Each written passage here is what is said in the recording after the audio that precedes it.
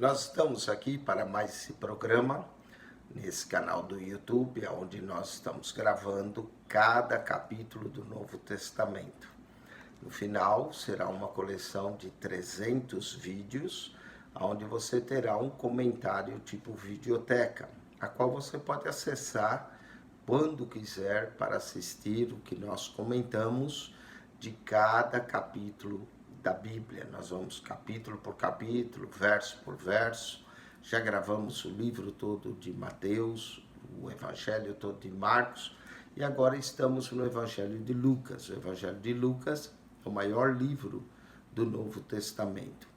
Possui 1149 versos em 24 capítulos. Nós agora estamos no capítulo 12, praticamente quase na metade do Evangelho de Lucas, um evangelho rico, que relata os acontecimentos da vida de Jesus, um evangelho que traz ensinamentos, que fala muito das mulheres, de anjos que aparecem, logo no primeiro capítulo, hoje aparece a Zacarias, pai de João Batista, depois a Maria, no nascimento de Jesus, muitos anjos.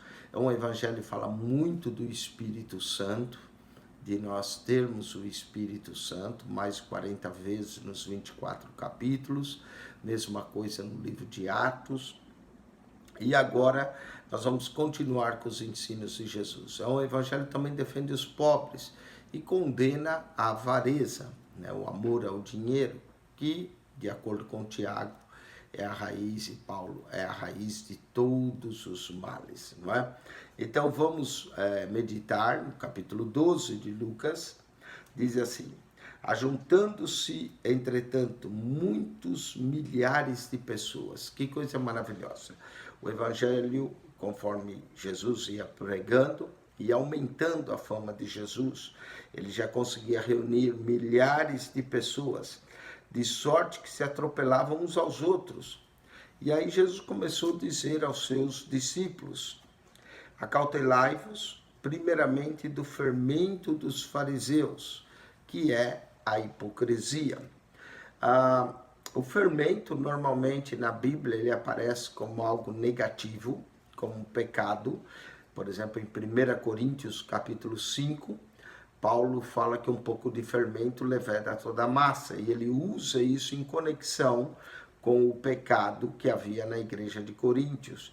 Um homem vivendo com a mulher do seu pai, não era sua mãe, era a mulher do seu pai, ele estava vivendo na igreja, era um caso de imoralidade sexual que estava tendo, e Paulo diz que os coríntios estavam inchados e usa a expressão de fermento, se referindo ao pecado. Mas aqui em Lucas, capítulo 12, verso 2, e é importante entender que Lucas era um médico amado, companheiro de Paulo, Lucas vai usar, colocando nos lábios de Jesus, a expressão de fermento dos fariseus, que é a hipocrisia. Então, o fermento aqui ele já não é o pecado, mas é a hipocrisia, ainda que a hipocrisia é pecado, né?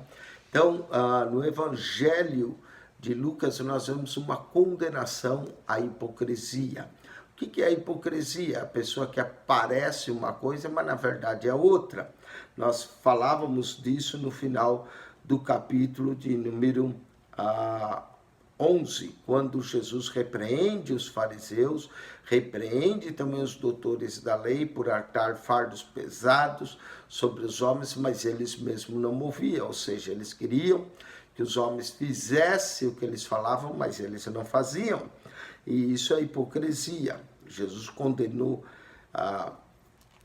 ferozmente a hipocrisia, não é? Então Jesus está dizendo aos seus discípulos: acautelai-vos primeiramente do fermento dos fariseus, que é a hipocrisia. E ele vai mostrar aqui no verso 2, mas não há nada encoberto que não haja de ser descoberto, que não fica as coisas ocultas. A hipocrisia, a pessoa pode enganar por um tempo, mas depois ela vai aparecer. Nada é encoberto que não haja de ser descoberto, nem oculto que não haja de ser sabido. Então pode se esconder por um tempo, pode se esconder de muita gente, mas uma hora vem à tona, vem à luz, não é? Portanto, tudo o que em trevas dissesse, a luz será ouvido. Está vendo? Aquilo que eles falavam em segredo, aquilo que eles tramavam em segredo, viria à luz, não é nada encoberto. E o que falasse ao ouvido no gabinete, sobre os telhados será apregoado. Então, Deus, de alguma forma, traz à luz aquilo que é combinado às ocultas, aquilo que é dito às ocultas. Deus é o Deus de luz, Deus é aquele que coloca as coisas abertamente. Continua, Lucas 12 vai falar que nós não devemos temer aos homens.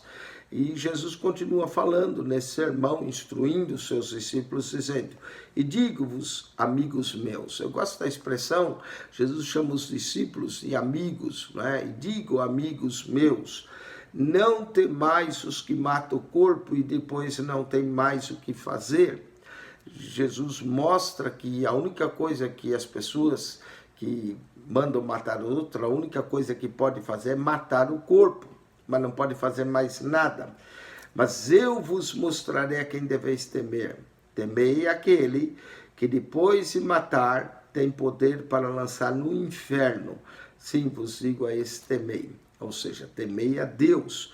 Não é? Por exemplo, chega um assassino ou alguém que o perseguia e matava um cristão, mas só podia matar a morte física, não podia fazer mais nada. Mas depois da vida, da morte física terminar, depois dessa vida terminar com a morte física, há uma eternidade. Jesus vai falar que nós devemos temer aquele que tem o poder de lançar no inferno. O inferno é real, o inferno não é imaginário. A pessoa que mais falou do inferno no Novo Testamento foi o próprio Jesus. Jesus sabia o que estava falando, nos advertia para nós temer a Deus, porque depois da morte, Deus sim tem o poder de lançar a nossa alma no inferno, tem o poder para lançar no inferno. Sim, vos digo, a esse temei, ou temor, por isso que no livro de Provérbios diz que o temor é o temor do Senhor é o princípio da sabedoria. Então nós devemos temer a Deus, não o que vem e mata, ou seja, não devemos temer os homens, mas sim devemos temer a Deus. Não se vende 5 passarinhos por 2 cetis. Era comum eles vender passarinhos que eram oferecidos, rolinhas que eram oferecidas no templo. E nenhum deles está esquecido diante de Deus. Então até os pássaros Deus toma conta, quanto mais os homens. E até os cabelos da vossa cabeça estão todos contados. Não temais, pois, mais valei vós do que muitos passarinhos. Então, o cuidado de Deus, até com os pássaros, se revela também para com o homem. Diz que até os fios de cabelo da nossa cabeça estão todos contados. Eu não sei quantos fios de cabelo eu tenho. Eu só sei que cada manhã, quando eu tomo banho, eu olho na banheira, sempre tem menos fios na minha cabeça, não é? Mas Deus sabe exatamente quantos fios de cabelo nós temos. Diz que até eles estão todos contados, não é? O conhecimento que Deus tem de nós é algo tremendo, não falta nenhum conhecimento para Deus, por isso que Deus é onisciente, Ele sabe tudo a nosso respeito, sabe o íntimo do nosso coração, sabe todas as coisas e sabe até o número de cabelos da nossa cabeça. E Jesus mostra que nós temos mais valor que os pássaros. Os pássaros eram vendidos por 2 cetis, moeda da época, nenhum deles era esquecido diante de Deus, quanto mais a vós. E digo-vos que todo aquele que me confessar diante dos homens, é a segunda vez que Jesus diz isso, também o Filho do Homem confessará diante dos anjos de Deus. Ou seja, confessar a Jesus traz para nós que Jesus irá nos confessar o nosso nome diante dos anjos. Porém, aquele que o negar também será negado, né? Já é a segunda vez no Evangelho de Lucas que essa expressão é dita, em outras ocasiões também foi dita, não é? Nós já comentamos sobre isso. E digo que todo aquele que confessar diante dos homens, também o Filho do Homem confessará diante dos anjos de Deus. Eu expliquei isso, que quando Lucas escreveu o Evangelho, ele relata coisas que Jesus falou, mas ao mesmo tempo, esse é o sentido diamétrico da Bíblia, ou seja, dualista, ele está falando para aquela sociedade que está lendo o seu evangelho, né? Ele escreve a Teófilo, mas certamente Teófilo está compartilhando aquela sociedade que estava sob perseguição de Roma, que a partir do ano 54 Nero assumiu o governo, né? E Nero, então, começou a perseguir os cristãos, não foi logo no início, no ano 54, mas a partir do ano 60, a perseguição pelos cristãos torna-se algo feroz pela parte do império, e era comum, alguns até negavam a fé. Então, esse verso serve para advertir as pessoas da época em que Lucas escreveu, para que não negasse a fé, suportasse a perseguição. Né? E digo que todo aquele que me confessar diante dos homens, também o Filho do Homem confessará diante dos anjos de Deus. Mas quem me negar diante dos homens, será negado diante dos anjos de Deus. Note que esse confessar e negar está ligado com o que falou antes. Não tem mais aqueles que matam o corpo. Ou seja, os cristãos eram colocados no Coliseu, eram mártires, alguns morriam pela sua fé, e alguns com medo da morte acabavam negando a Jesus, negando a fé. Então, o que diz aqui é o seguinte: quem me negar, eu também o negarei. Não tema aqueles que tiram a vida do corpo, mas tema aquele que tem o poder de lançar no inferno, né? Lançar vós no inferno depois. Então, a esse sim deveis temer. Fala de negar, quem negar diante dos homens será negado diante dos anjos de Deus. São palavras de advertência para uma comunidade que está sendo perseguida pela sua fé.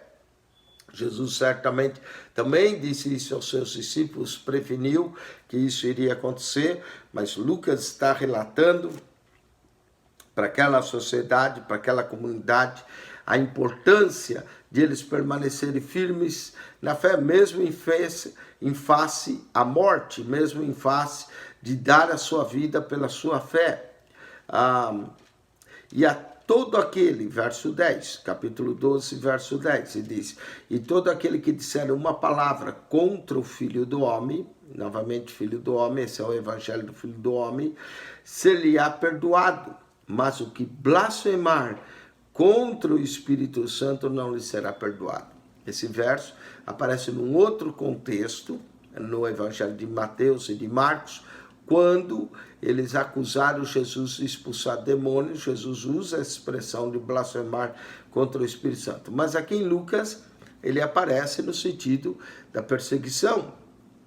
E blasfemar contra o Espírito Santo não é um pecado que não tem perdão nem nessa vida, nem na vindoura. Note que se alguém blasfemar de Deus ou do Filho do Homem, ainda diz que se ele é perdoado. Mas o que blasfemar contra o Espírito Santo não lhe será perdoado. Novamente, fala muito do Espírito Santo.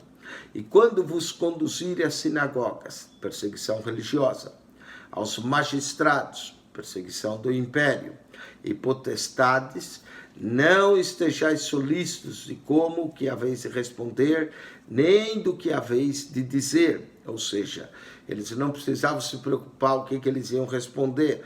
E olha que promessa maravilhosa. Novamente vai falar do Espírito Santo, porque na mesma hora, vos ensinará o Espírito Santo o que vos convém a falar. Não é? Então o Espírito Santo é aquele que nos ensina, é aquele que dirige, é aquele que pode falar em nossa boca, não é? Que eles não deveriam estar preocupados quando eles fossem conduzidos diante dos magistrados, mas que deveriam confiar que naquela hora o Espírito Santo dirigiria a palavra, o Espírito Santo ia ensinar o que deveriam falar. Às vezes o Espírito Santo podia mandar ficar calado, não é? Paulo mesmo, e Lucas foi companheiro de Paulo, quando foi conduzido perante os sacerdotes para ser julgado, Paulo foi muito magistral na sua colocação, quando ele disse: eu estou sendo julgado pela ressurreição, por causa da ressurreição dos mortos, no capítulo 22 de Atos. E havia então os saduceus que não criam na ressurreição e os fariseus que criam. Naquela hora Paulo teve essa iluminação de falar isso. Aí houve um desentendimento entre eles. Os fariseus diziam, por acaso esse homem viu uma visão, ouviu um anjo lhe falou, não é porque os fariseus criam em anjo, criam em ressurreição, mas os saduceus não. Então, Paulo foi dirigido pelo Espírito de Deus a falar. Paulo também, quando foi diante do rei Agripa, não é, e defender-se, devido o governador ter pedido para que Berenice e Agripa ouvissem a Paulo, em Atos capítulo 26, Paulo, o rei, ficou tão admirado com as palavras que saíam da boca de Paulo, que disse, por pouco não me persuades a ser cristão.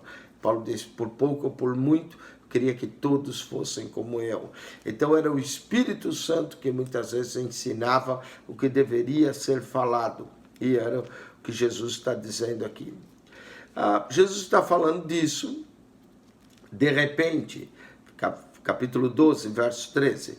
E disse-lhe um da multidão, mestre, dize a meu irmão que reparta comigo a herança.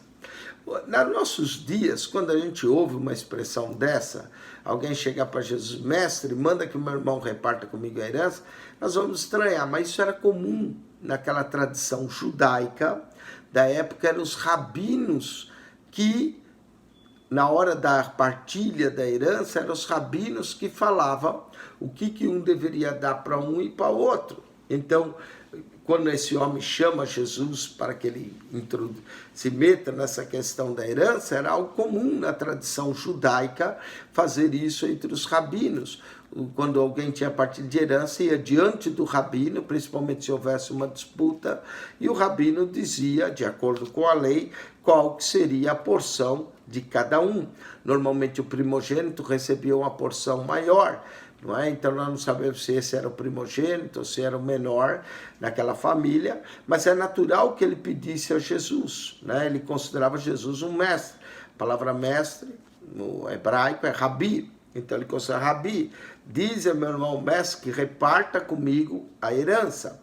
Só que aqui Jesus vai perceber que esse pedido da herança, havia por trás desse pedido avareza, e é uma coisa que Jesus condena muito. Jesus lê os pensamentos, Jesus vê o que vai no coração e percebeu que nesse homem havia avareza, havia o amor à propriedade, havia o querer mais. E Jesus então vai aproveitar para ensinar uma lição e até contar uma parábola ou uma história, né? A parábola, história de um homem rico que também se tornou avarento. Então vamos ver isso. Quando o homem disse, mestre, manda que meu irmão reparta comigo a herança, Jesus vai responder e lhe dizer, homem, quem me pôs a mim por juiz ou repartidor entre vós? Jesus não quis se meter nessa causa, Jesus não quis julgar essa causa, né? Ele falou, quem me pôs a mim por juiz ou repartidor entre vós? E disse-lhes, acautelai-vos e guardai-vos da avareza. O que é avareza? É o amor excessivo ao dinheiro, porque a vida de qualquer não consiste na abundância do que possui. Jesus claramente diz que a nossa vida não consiste nos bens, naquilo que nós possuímos, não é? E ele propôs uma parábola, vamos ver a parábola, dizendo, a herdade de um homem rico tinha produzido com abundância. Eles viviam de produzir, de plantar. Esse homem já era rico, sua herdade produziu com abundância. E ele arrazoava entre si, dizendo, que farei? Não tenho onde recolher os meus frutos. Olha que problema bom, né? Tinha tanto que não tinha nem onde guardar. Não tenho onde recolher os meus frutos. E diz, farei isso, derribarei os meus celeiros, edificarei outros maiores, e ali recolherei todas as minhas novidades e os meus bens. E direi à minha alma, tens em depósito muito bens para muitos anos, descansa, come, bebe e folga. Mas Deus lhe disse, louco, essa noite te pedirão a tua alma, e o que tens preparado, para quem será? Assim é aquele que para si ajunta tesouros e não é rico para com Deus. Note que aqui Jesus está condenando a avareza, o amor excessivo ao dinheiro, o amor às riquezas materiais, que tudo passa, não é? Nada trouxemos para esse mundo, nada levamos daqui, devemos usufruir das coisas enquanto as temos, não é? E às vezes tem pessoas que já recolheram muito, perderam tudo, conseguiram ganhar de novo, perder de novo, enfim. Mas esse homem, Jesus contou essa parábola devido à avareza, acautelai-vos da avareza, porque a vida não consiste. E essa parábola é muito interessante, principalmente se você notar os pronomes pessoais que esse homem usa, né? Ele diz que o homem começou a razoar, que farei isso, não tem onde recolher. Vamos ver os pronomes. Meus frutos. Depois ele diz, derribarei meus celeiros. Depois ele diz, edificarei outros e recolherei minhas novidades e os meus bens, e direi a minha alma. Está notando quantos pronomes ele diz, né? Pessoais, pelo menos 5, olha só. Meus frutos, primeiro. Meus celeiros, segundo. As minhas novidades, terceiro. Quarto, meus bens, e direi a minha alma. Meu, minha, meu, meus. Está notando o pronome? Esse homem esqueceu um princípio básico. Nós não somos donos de nada. Nós somos apenas mordomos. Tudo que temos é nos emprestado. Primeiro, a alma não é nossa, a alma pertence a Deus. Não é? Os celeiros também não era dele, ele estava cuidando dos seus celeiros. Os frutos também não era dele, quem fez a terra produzir foi Deus. Ele não reconheceu Deus em nada. Ele achava que tudo era dele, que os frutos eram dele, que os celeiros eram dele, que as novidades eram dele, que os bens eram dele. Não é? E como é que Deus vai o chamar? Louco. Assim é aquele que pensa que tudo é dele, esquece que é um Deus. A minha vida, os meus prazeres, muita gente é assim.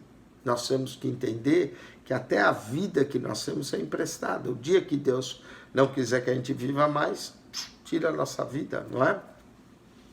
Então, esse foi o primeiro erro do homem. Mostra a sua avareza, mostra um erro em não reconhecer que quem tinha abençoado foi Deus. Inclusive, os judeus sabiam que toda vez que eles plantavam os primeiros frutos, que eram chamadas primícias, pertencia ao Senhor, não era deles. Mas esse homem, ele acha que ele tem uma grande coisa. Vou derrubar, recolherei meus frutos, derrubarei meus celeiros, edificarei outros maiores, não é?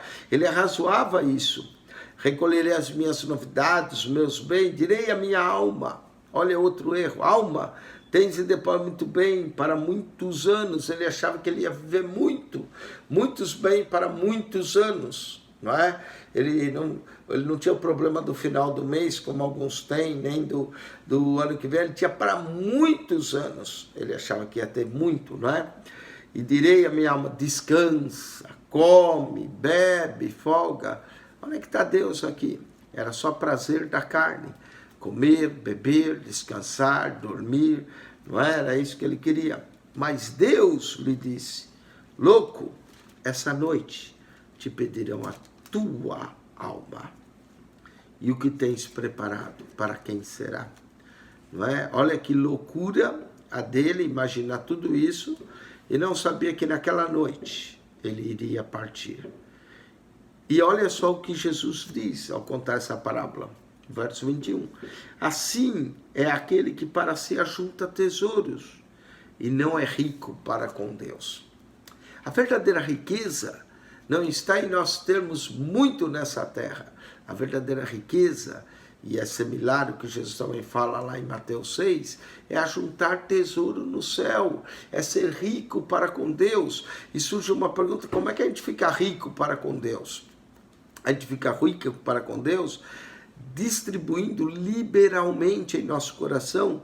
Lembra no capítulo 11, 41, que diz assim, ó, eu vou ler de novo. Dai antes esmola do que tiverdes, e eis que tudo vos será limpo.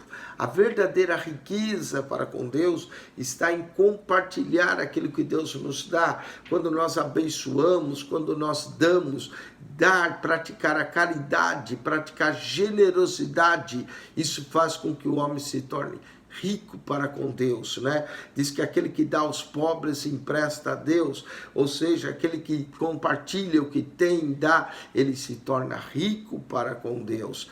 Uma vez veio um rico, perguntou a Jesus: mestre, bom mestre, o que farei para herdar a vida eterna? Jesus disse: por que me chamas bom? Bom é um só, que é Deus. Mas conhece os mandamentos? Ele perguntou: quais? Jesus disse: não matarás, não furtarás, não dirás falso testemunho, não cobiçarás, né? Honra teu pai e tua mãe. E ele disse: tudo isso eu tenho feito desde a minha moção. O que me falta ainda? Jesus olhou para ele. E no texto de Marcos diz que Jesus o amou e disse: vai, vende tudo o que tens, dá aos pobres e terás um tesouro no céu. E vem e me segue. Se queres ser perfeito, dá aos pobres tudo e terás um tesouro no céu. Como é que nós acumulamos o tesouro no céu? Abençoando, dando aos pobres, compartilhando. Esse homem poderia dar muito. Pensou em ficar com tudo, se tornou egoísta, avarento, pensou em si. E por causa disso, foi Deus que chamou: louco, essa noite te pedirão a tua alma. E o que tens preparado? Presta atenção. Se hoje fosse o seu último dia na face da terra, você sabe onde você vai passar a eternidade? Você sabe se estará com Deus ou não?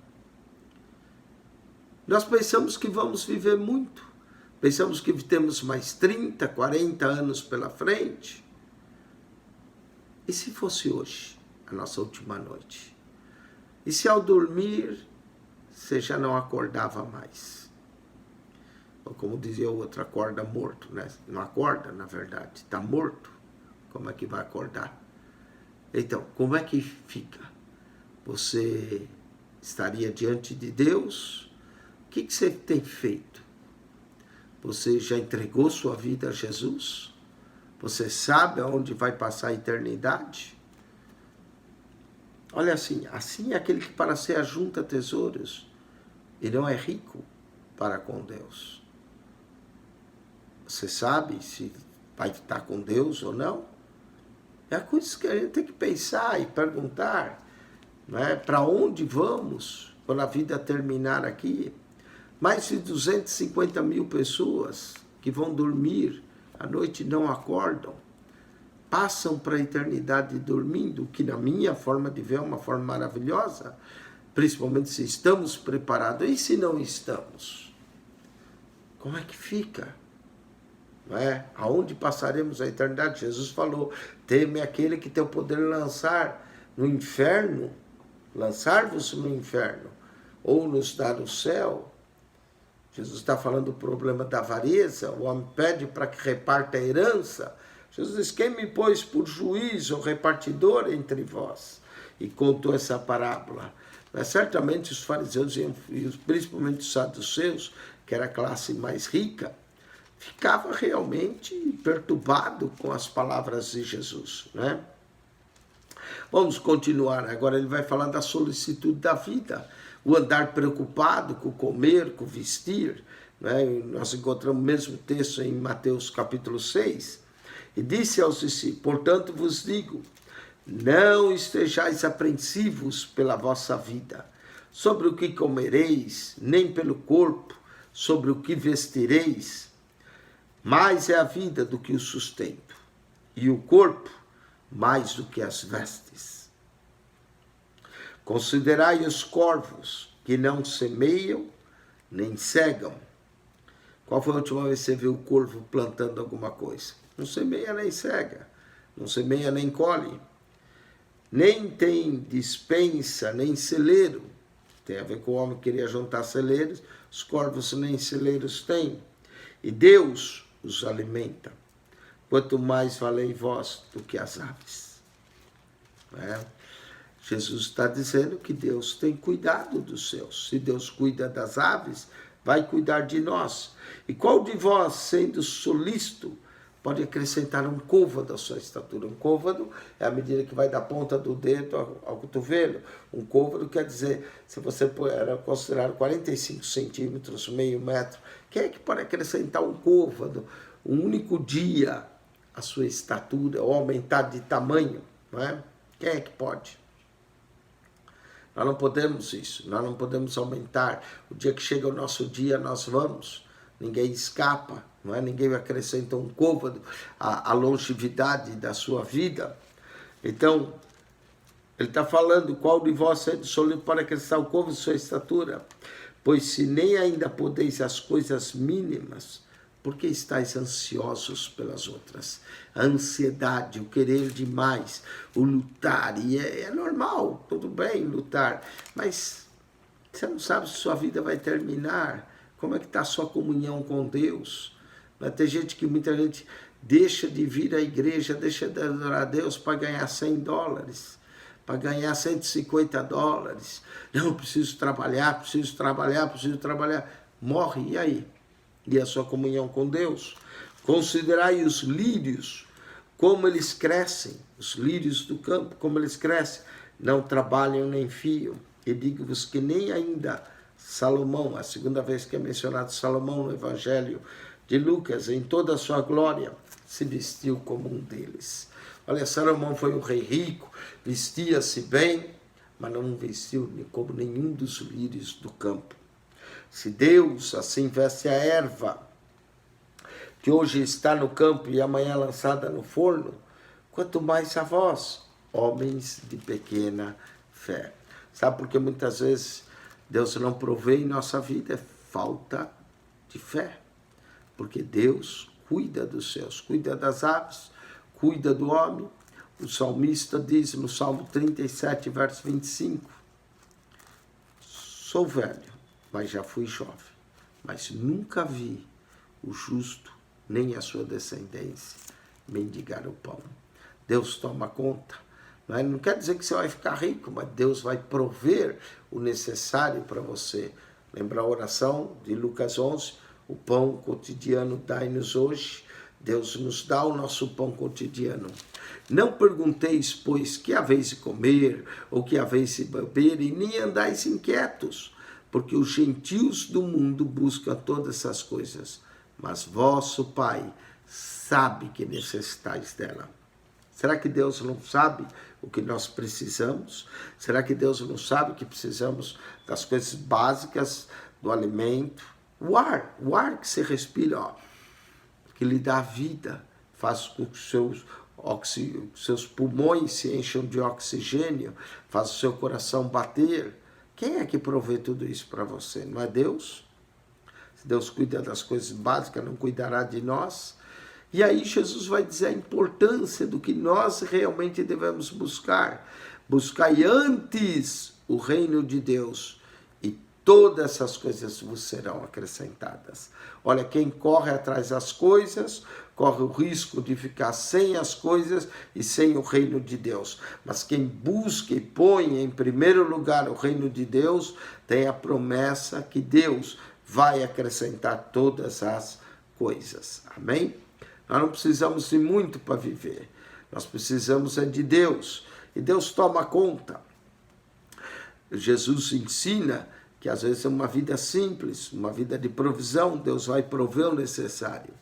Não temas, ó pequeno rebanho, porque o vosso Pai agradou dar-vos o reino. Olha que maravilha, né? Eu sempre lembro Mateus 6,3, porque teu é o reino, o poder e a glória para sempre. O reino pertence a Deus, mas agradou a Deus compartilhar do seu reino conosco. Não temas, ó pequeno rebanho, porque ao vosso Pai agradou dar-vos o reino. Por isso que diz que nós reinaremos com Cristo. Que privilégio, que gozo o cristão vai ter de reinar. Não é? Ainda que você nunca foi rei nessa vida, mas na vida vindoura reinaremos com Cristo. Vendei o que tendes. Olha que Jesus diz, vendei o que tendes e dai esmolas. Olha como ele ensina a ser generoso, não é? Já no capítulo 11, verso 41 diz, dai antes esmola do que tiverdes, e tudo vos será limpo. Agora, no capítulo 12, verso 33, vendei o que tendes e dai esmolas, fazei para vós bolsas que não se envelheçam, tesouros nos céus. Como é que a gente acumula tesouro nos céus? Dando, compartilhando, tendo o coração generoso, bondoso. Ajuntai tesouro nos céus, que nunca acaba. Ninguém pode roubar o seu tesouro no céu. Aqui na terra, você pode ter tesouro, pode ter cofre em casa. Um dia entra um ladrão, aponta uma arma, leva tudo, você perde. Você pode pôr no banco, vai que o banco fale qualquer coisa, perde tudo. Ajunta tesouro no céu, lá nunca acaba. Aonde não chega ladrão e a traça não rói. Porque onde estiver o vosso tesouro, ali estará também o vosso coração. Se o nosso tesouro está nessa terra, se o nosso tesouro está nas coisas dessa terra, nosso coração está nessa terra.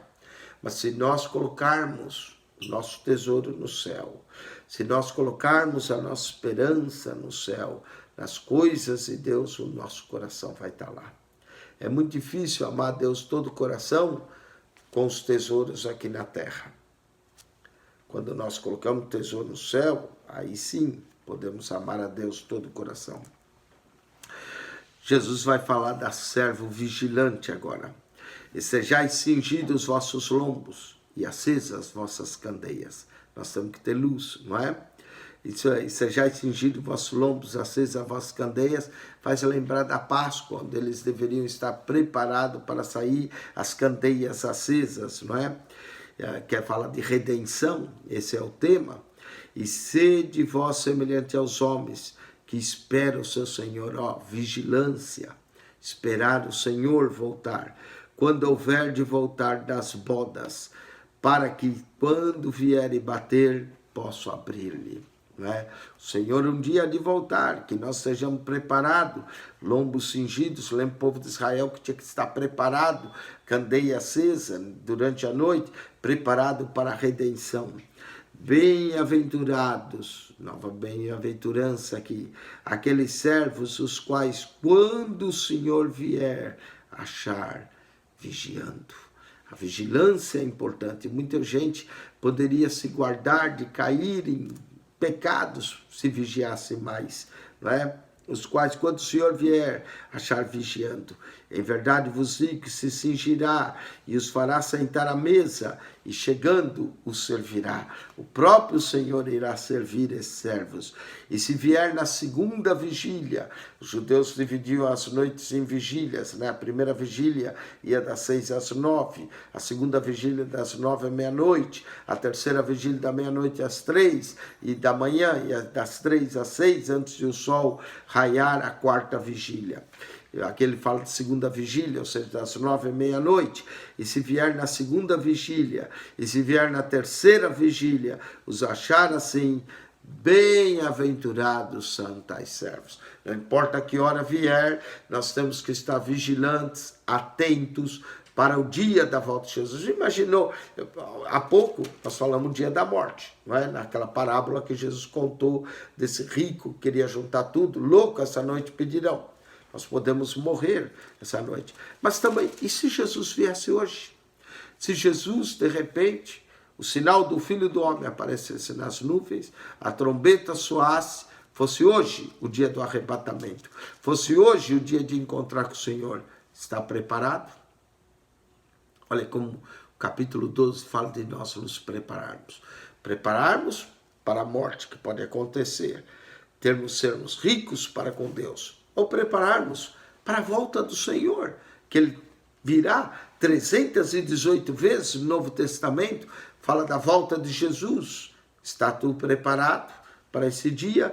Se vier na segunda vigília, se vier na terceira, os achar assim, bem-aventurado são os tais servos. Sabem por isso, se o pai de família soubesse a que hora havia de vir o ladrão, imagine um pai de família defender a sua casa, vigiaria e não deixaria minar a sua casa.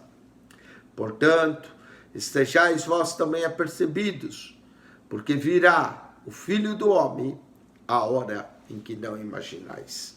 Ninguém sabe o dia, a hora que ele há de vir. Se a gente soubesse, a gente estaria esperando, não é? E devemos esperar mesmo sem saber a hora. Devemos estar vigilantes, porque a qualquer momento a trombeta pode soar, o sinal do Filho do Homem aparecer e os crentes serem arrebatados. Muita gente vai ser pega desprevenida, desapercebida. Bem-aventurado quando o Filho do Homem vier. Olha o Evangelho do Filho do Homem, diversas vezes a expressão Filho do Homem. E disse Pedro, aí Pedro é sempre aquele que fala na hora que é para falar e fala na hora que está calado. Senhor, dizes essa parábola a nós ou também a todos? Ah, Pedro, fica quieto, Pedro. Olha a pergunta de Pedro, diz a parábola a nós, todos, e diz, Senhor, qual é, pois, o mordomo fiel? Olha a expressão mordomo, fiel. É isso que nós somos mordomo dos nossos bens que Deus nos confia, mordomos do nosso tempo, mordomos dos nossos talentos, não é? Disse, qual é, pois, o mordomo fiel e prudente? Mordomo fiel, Deus quer que nós sejamos fiéis naquilo que Ele nos confia e tenhamos prudência, a qual o Senhor pôs sobre os seus servos para dar-lhes a tempo a ração. Mordomo era o senhor maior da casa que se preocupava em servir os outros, não é? Então, se nós formos mordomos fiéis em entregar aos seus servos a ração, de novo outra bem-aventurança, não é? Bem-aventurado o servo a quem o Senhor, quando vier, o achar fazendo assim. Eu não sei se você percebeu quantas vezes Jesus fala bem-aventurado, mas do verso 37 ao verso 43, nós encontramos pelo menos 3 bem-aventuranças. Eu vou voltar para você ver. Bem-aventurado aqueles servos, os quais, quando o Senhor vier, achará vigiando. Existe uma bem-aventurança na vigilância.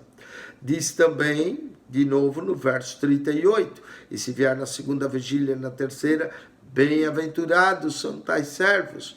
Bem-aventurado se achar vigiando, se ele tiver na segunda, terceira vigília vigiando, bem-aventurados são tais servos. E diz, bem-aventurado aquele servo a quem o Senhor, quando vier, achar fazendo assim. Fazendo como? Servindo aos outros. Não é? Em verdade vos digo que sobre todos os seus bens o porá. Então, o Senhor vai recompensar o servo fiel, o servo prudente. Mas se aquele servo disser em seu coração, olha a imprudência, olha a falta de fidelidade aqui. Mas se aquele servo disser em seu coração, o meu senhor tarda em vir, e começar a espancar os criados e criadas, e a comer, e a beber, e a embriagar-se, falta de vigilância, não pensa que o Senhor vai vir, esquece que a vinda do Senhor é iminente, é repentina, ninguém sabe o dia, a hora. Virá o Senhor daquele servo, será pego de surpresa. Virá o Senhor daquele servo no dia em que não espera, porque ele não estava esperando mesmo, já estava espancando os outros, se embriagando, e numa hora em que ele não sabe. E separará e lhe dará a sua parte com os infiéis. Note o seguinte, haverá uma parte para os fiéis e haverá uma parte para os infiéis. Ou nós somos fiéis ou nós somos infiéis ao Senhor. Então, não há meio termo, não há meio fiel, meio infiel. Ou nós somos fiéis ou infiéis. Pense nisso, não é? Que Deus nos ajude, que nós sejamos encontrados prudentes e fiéis.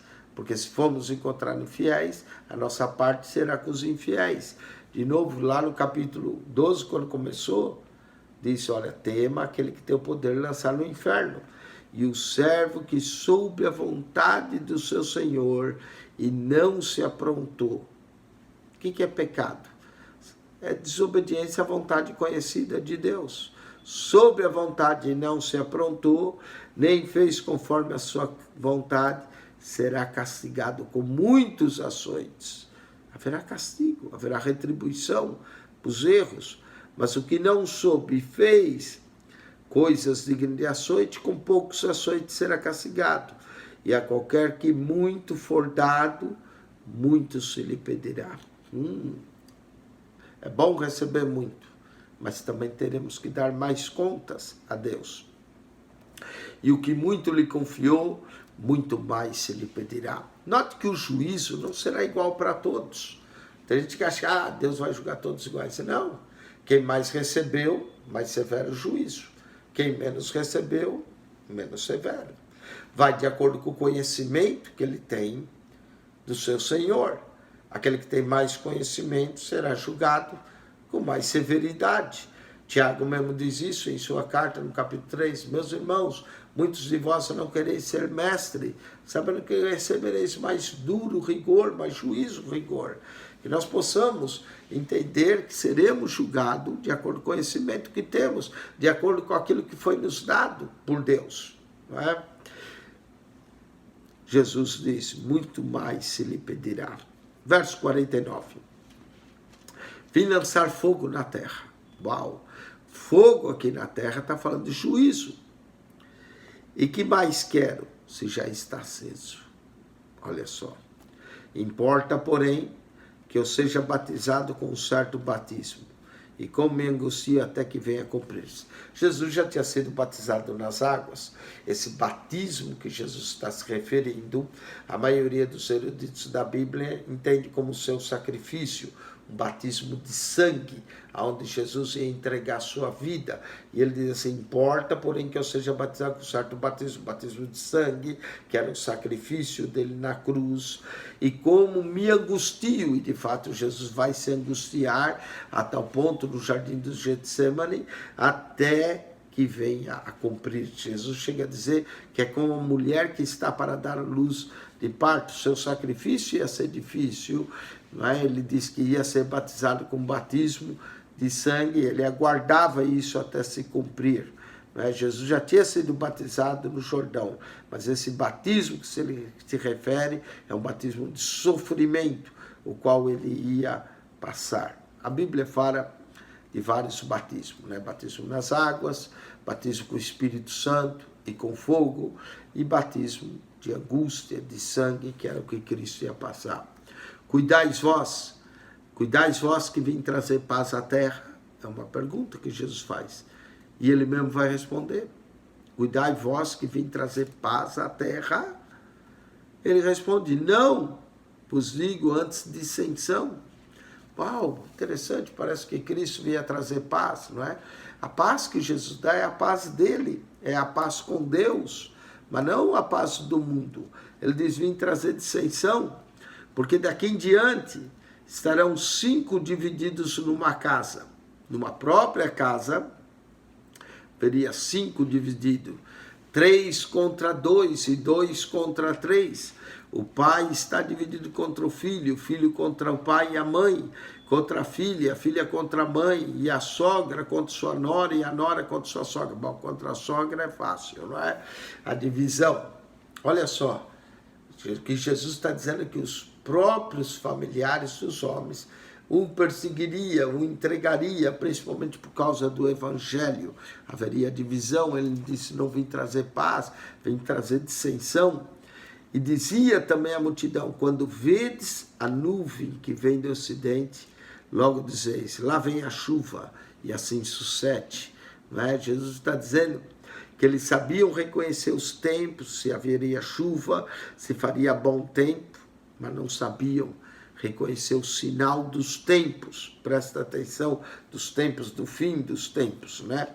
Eu dizia também à multidão, quando vedes a nuvem que vem do ocidente, logo dizeis, lá vem chuva. E assim sucede. Em Israel não tinha muitas nuvens. Então, quando aparecia nuvens, lá vem chuva, né?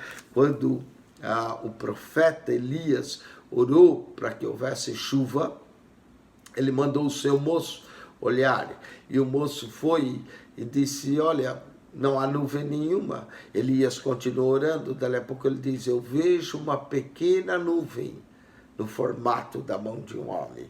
E ele disse a Acabe que ele se apresse para que a chuva não o pegue, não é? Então era fácil, em Israel não havia muitas nuvens, quando aparecia a nuvem, lá vem chuva, não é? dizeis, lá vem chuva, e assim sucede. E quando sopra o vento sul, dizeis, haverá calma, e assim sucede. Eles sabiam reconhecer os tempos, se haveria chuva ou não, não precisava de previsão meteorológica, mesmo porque muitas previsões meteorológicas às vezes erram, diz, vai chover amanhã e não chove coisa nenhuma, não é? Então, aí Jesus diz, vocês sabem fazer isso. Hipócritas, olha a hipocrisia, saber conhecer as coisas desta vida e não conhecer as coisas de Deus. Hipócritas, sabeis discernir a face da terra e do céu, como não sabeis discernir esse tempo? Como é importante discernir o tempo em que estamos vivendo. E por que não julgais também vós mesmos o que é justo? Entendeu o que é correto? Quando, pois, vais com teu adversário ao magistrado, procura livrar-te dele no caminho, para que não cedo te conduza ao juiz, o juiz te entrega ao meirinho, e o meirinho te encerre na prisão. O que Jesus está dizendo é fazer as pazes. Você não quer ter inimigos para que não te entregue. Digo que não sairás ali enquanto não pagares o derradeiro cetil. Novamente, cetil, a moeda daquela época. Não é? Jesus fala de reconciliação, Jesus fala de reconhecer o sinal dos tempos, Jesus fala de vigilância, Jesus fala que haverá dissenção entre os membros de uma família, Jesus também fala de não negar, de nós o confessarmos. Então esse capítulo é rico e serve de preparação para cada um de nós. Com isso, terminou o capítulo 12 de Lucas. Logo voltamos para o capítulo 13. Assista os demais programas que nós fizemos dos demais capítulos de Lucas, não é? Estamos vendo esse evangelho, o evangelho que nos previne, que nos adverte para estarmos atentos ao sinal do Filho do Homem, que é de voltar, a vigilância, a estarmos preparados, não é? Ou sermos ricos para com Deus, para não sermos negligentes na nossa vida espiritual, nem nos aprendermos as coisas da terra e esquecer da vida do além. Muito bem, quem esteve convosco, pastor Eugênio Piacentini, espero que esse vídeo tenha enriquecido sua vida espiritual, para que você pense nas coisas espirituais e que eu também possa pensar e vivê-las, para que eu não seja aqui hipócrita, né? Falando uma coisa e vivendo outra.